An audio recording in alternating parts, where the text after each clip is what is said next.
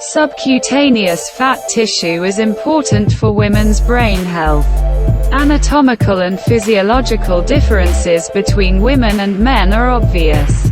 However, their importance for the body still surprises us.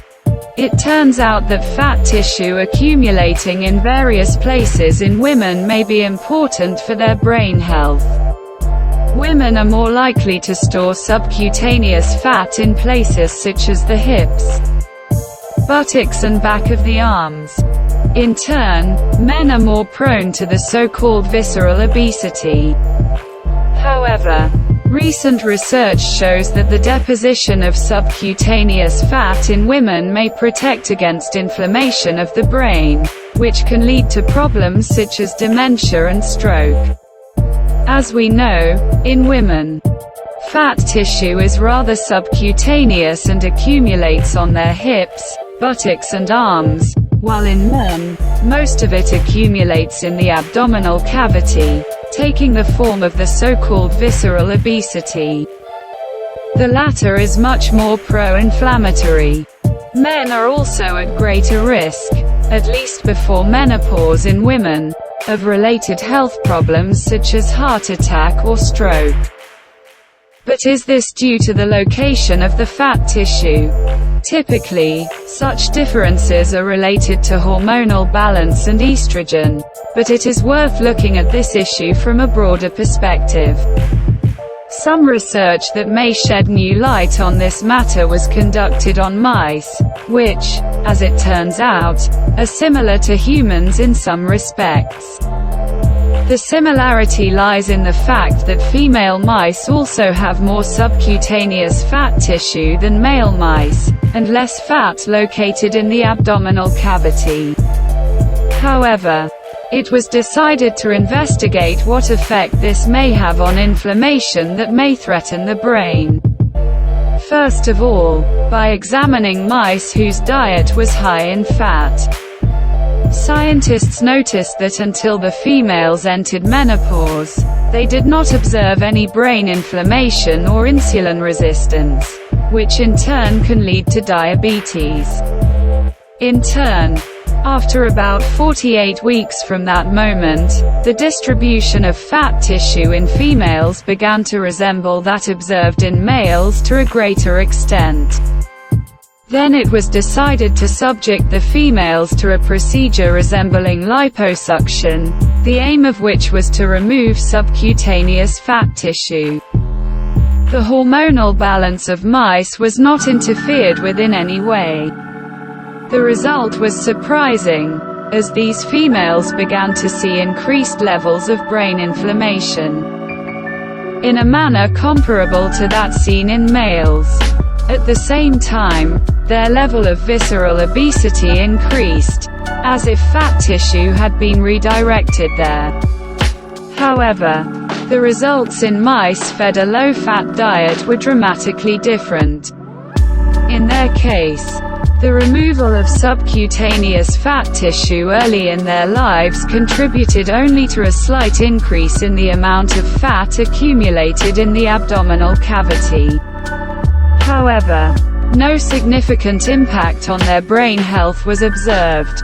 It is worth emphasizing that Alexis M. Stranahan from the Medical College at Augusta University, who has been conducting research on this topic for years, noticed that in males, visceral obesity is pro-inflammatory in the brain, while subcutaneous tissue transplantation helps to reduce this risk. So this is another area where women probably have an advantage over men.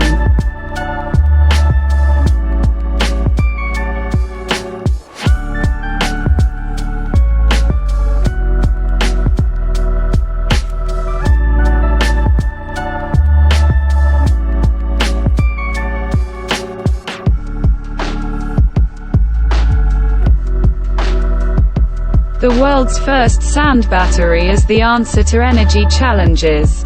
Energy production, transmission, storage, These and other challenges increasingly keep the energy sector awake at night in the modern world.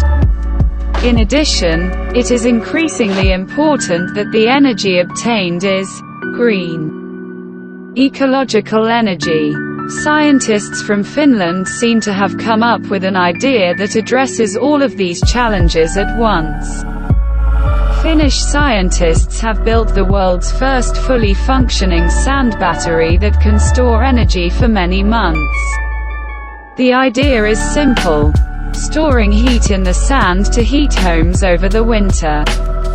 Certainly, one of the reasons why Finland undertakes various innovative initiatives in the energy sector is Russia's reaction to this country's declaration of willingness to join NATO. As a result, Russia suspended electricity supplies to Finland.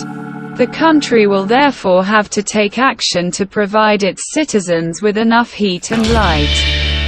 Perhaps ordinary sand will come to Finland's aid. In one of the power plants in the west of this country, in Kankanpää, approximately 230 kilometers northwest of Helsinki, the first sand battery was installed. Its construction is very simple. It is about 100 tons of construction sand enclosed in an insulated silo. Why sand? This solution has only advantages. This material is, of course, cheap. It is able to store thermal energy, as it can be heated up to a temperature of about 500 degrees Celsius. What is equally important, the energy stored in this way can be stored for months. Possible applications are obvious. Heating houses in winter. When electricity prices are higher, this solution also offers the opportunity to save real money. If we add to this the fact that energy obtained from renewable sources, such as solar panels or wind turbines, could be stored in this way, sand batteries begin to appear to us as an ideal solution. Storing the energy obtained in this way poses many problems. However, the possibilities of using sand go much beyond using it as a reservoir for thermal energy.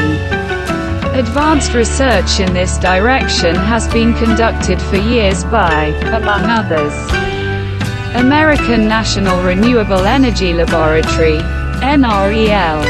This research is being conducted towards the possibility of using sand as a battery for green energy. But could these types of batteries even start to compete with traditional lithium batteries? Research is being conducted also in this respect. For example, a group of scientists managed to create a battery that can operate up to 3 times longer than a lithium battery. And today, most batteries are made of lithium and are expensive, take up a lot of space, and can only handle a limited amount of excess energy. In the case of a sand battery, it will be different. Sand could be a simple, cost-effective way to store energy. Every time there is a surplus of available electricity, we want to be able to bring it into our storage very quickly, says Markku Ullinen, co-author of the project and one of the founders of Polar Night Energy. The device was installed at the Vatajankoski power plant, which manages the district heating network for this area. The assumptions of Polar Night Energy look something like this. In the summer months, when energy is cheaper, the sand in the battery is to be heated with hot air to a temperature of 500 degrees Celsius. Sand is a very effective medium for storing heat and loses little over time. The authors of the invention claim that their device can keep sand at a temperature of 500 degrees Celsius for several months.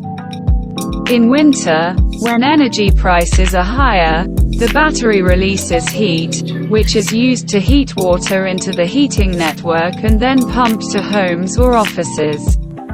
Unfortunately, Converting heat into electricity is not very efficient, but long-term storage of energy in the form of heat is also a huge opportunity for industry, where the heat needed to produce pharmaceuticals or textiles is obtained from burning fossil fuels. For now, the Finns have a working, commercial system that is currently performing well. We should wait to see what it will look like in the future.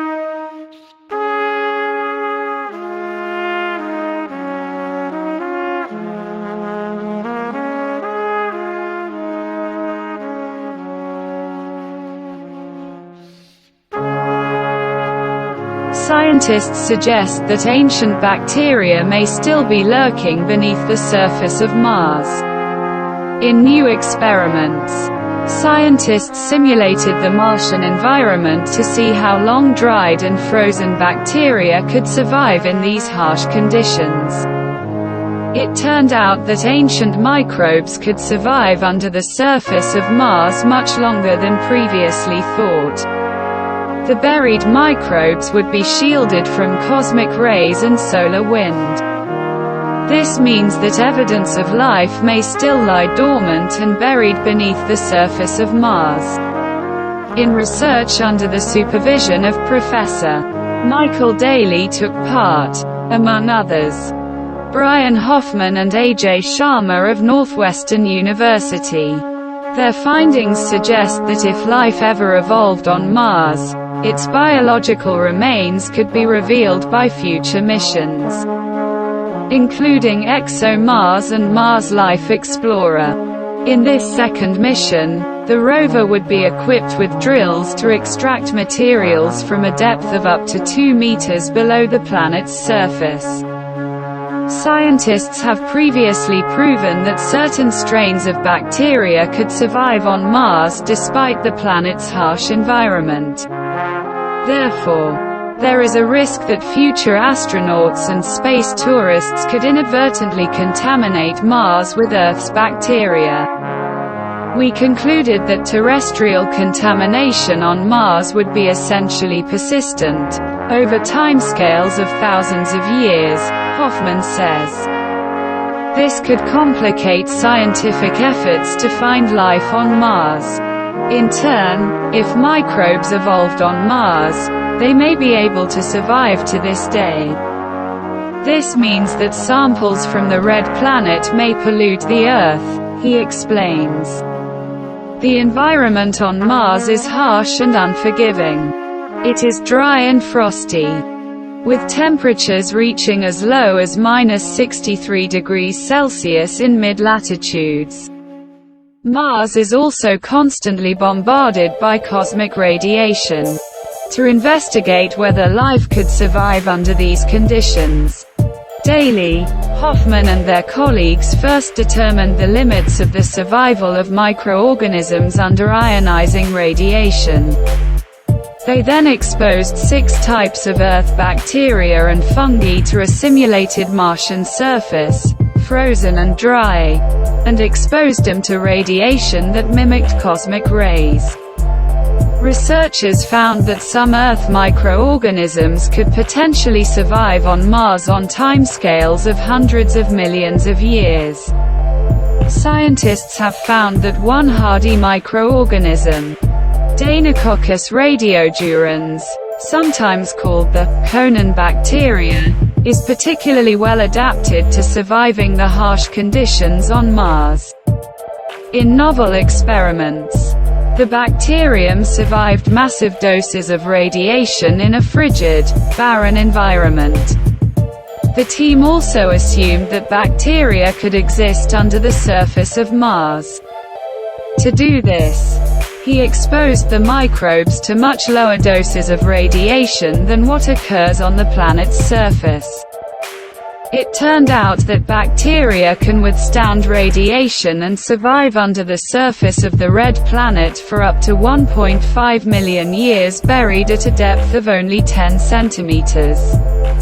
If the bacteria were at a depth of 10 meters, the radiation would not harm them for up to 280 million years. This means that if a clone of the bacteria-like microbe evolved at a time when water was last flowing on Mars, its living remains could still lie dormant deep beneath the Martian surface. Although D. radiodurans buried beneath the surface of Mars has not been able to survive in a dormant state for the estimated 2 to 2.5 billion years since liquid water disappeared from the red planet. Martian environments are regularly altered by meteorite impacts, Daly explains. We suggest that periodic melting could allow for intermittent repopulation.